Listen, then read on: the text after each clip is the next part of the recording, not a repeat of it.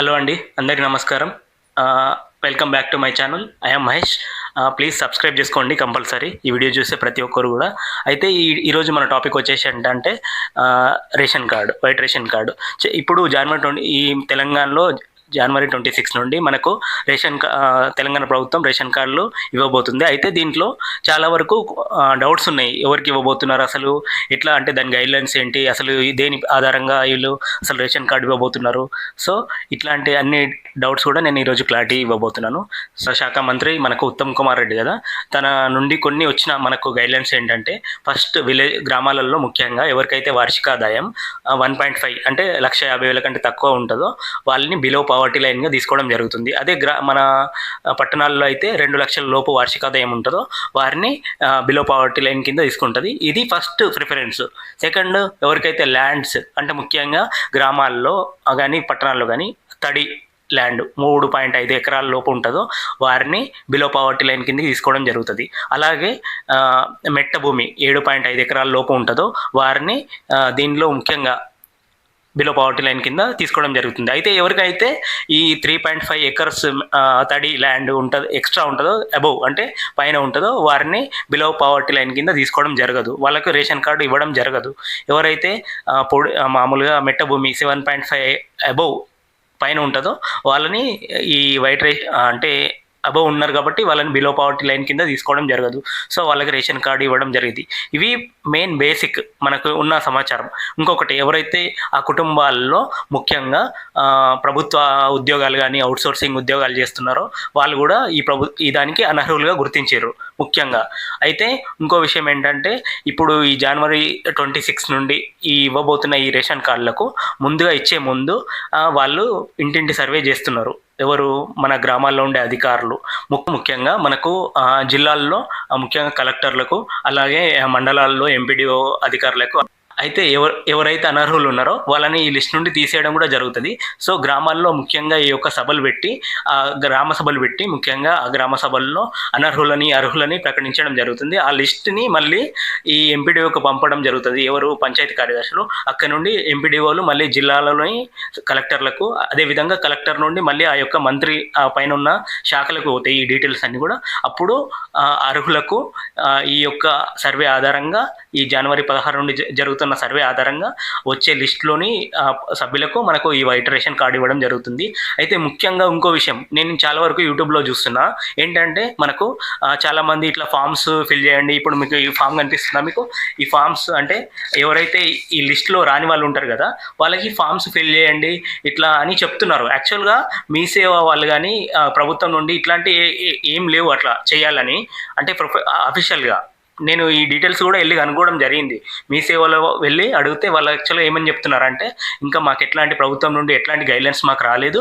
So మీరు అంటే ఈ అర్హుల లిస్ట్ ఉంటుందో, అంటే అర్హులు ఉన్న తర్వాత కొంతమంది అనర్హులుగా ఉంటారు కదా వాళ్ళు అప్లై చేసుకోమని ప్రభుత్వం ఒకవేళ చెప్తే వాళ్ళు అప్పుడు మీరు కంపల్సరీ మీ సేవకి వెళ్ళి ఈ ఫామ్ తీసుకోవాలి. ఏది మనకు అప్లికేషన్ ఫర్ ఈ ఫామ్ ఉంది కదా, ఈ ఫామ్ కోసం మీరు దరఖాస్తు చేసుకోవాలి.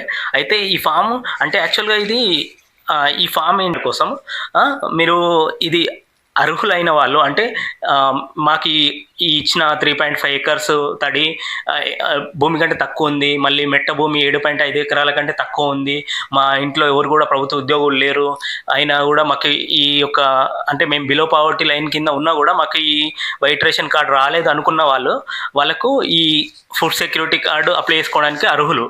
సో ఏంటంటే ఇక్కడ మనకు ఈ ఫామ్ ఎట్లా ఫిల్ చేయాలనేది కూడా నేను ఈ విషయం చెప్తాను. అయితే మనకు అఫీషియల్గా ఎట్లాంటి ఇన్ఫర్మేషన్ లేదు, కానీ నేను ముందే చెప్తున్నాను. ఎందుకంటే ఒకవేళ అర్హులు ఉన్న వాళ్ళు ఒకవేళ మనకు రేషన్ కార్డు రాకపోతే నెక్స్ట్ జరిగే ప్రాసెస్ ఏంటి అనేది నేను చెప్తున్నా. ఈ ఫుడ్ సెక్యూరిటీ కార్డు మనం చూసినట్టయితే ఫస్ట్ మనకు ఇక్కడ కార్డ్ టైప్ అంటే ఫుడ్ సెక్యూరిటీ కార్డు. సో ఇక్కడ మనం దీనిపైన టిక్ చేయాలి. తర్వాత ఆధార్ నెంబరు, తర్వాత హెడ్ ఆఫ్ ద ఫ్యామిలీ. ముఖ్యంగా ఈ head of the family ladies name ఇవ్వడం వల్ల మనకు చాలా బెనిఫిట్స్ ఉంటాయి. అది మీకు తెలుసుకోండి కావాలంటే మీరు.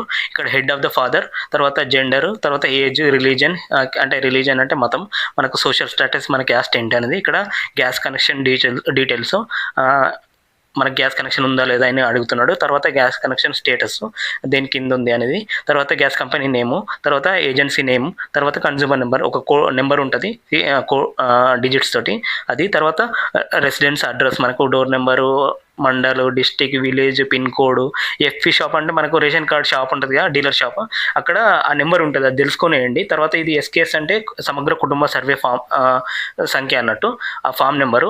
తర్వాత ఇక్కడ మనకు వచ్చేసి ఆధార్ మెంబర్ డీటెయిల్స్, అంటే ఇప్పుడు ఇక్కడ హెడ్, తర్వాత ఇక్కడ వచ్చేసి ఆ ఫ్యామిలీలో ఉండే మెంబర్స్ అలా ఆధార్ నెంబరు, ఇదేమో ఈఐడి అంటే ఎన్రోల్మెంట్ ఐడి అన్నట్టు, వారి యొక్క ఐడి నెంబర్ ఉంటుంది అన్నట్టు ఆధార్ కార్డ్ది.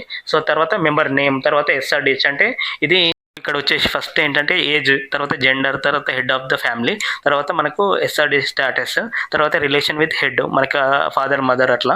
ఓకేనా, ఏజ్, జెండర్, ఏజ్ చూసుకోండి. ఓకేనా, ఇది జాగ్రత్త. ఇట్లనే నెక్స్ట్ ఇంకా ఇన్ఫర్మేషన్ డీటెయిల్స్, అంటే ఫామ్ ఎవరు ఫిల్ చేస్తున్నారు వాళ్ళని బట్టి ఇన్ఫర్మేషన్ ఇన్ఫర్మెంట్ నేమ్, ఇన్ఫర్మెంట్ రిలేషన్, తర్వాత మొబైల్ నెంబర్, తర్వాత ఆధార్ ప్రూఫ్ డాక్యుమెంట్, తర్వాత అడ్రస్ ప్రూఫ్, మనకు రెసిడెంట్ అడ్రస్. అట్లనే డెలివరీ టైప్ ఎట్లా మనం ఎట్లా ఇస్తున్నాం, లోకల్ పోస్టల్, మాన్యువల్ ఎట్లా ఇస్తున్నాం. తర్వాత మనకు ఈ ఫామ్ ఫిల్ చేసినప్పుడు మనకి ఏం కావాలి, అప్లికేషన్ ఫామ్ అంటే ఈ ఫామ్, అట్లనే దీంతోపాటు ఆధార్ ప్రూఫ్, ఆధార్ కార్డు, అట్లనే అడ్రస్ ప్రూఫ్ అంటే రెసిడెంట్ ప్రూఫ్.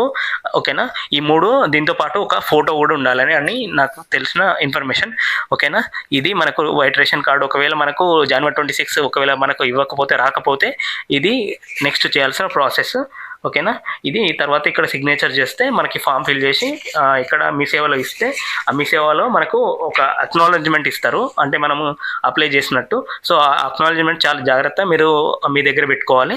దెన్ నెక్స్ట్ ఈ యొక్క ఫామ్ను మనకు ఫిల్ చేసిన తర్వాత ఆ అక్నాలెడ్జ్మెంట్ మాత్రం చాలా జాగ్రత్త.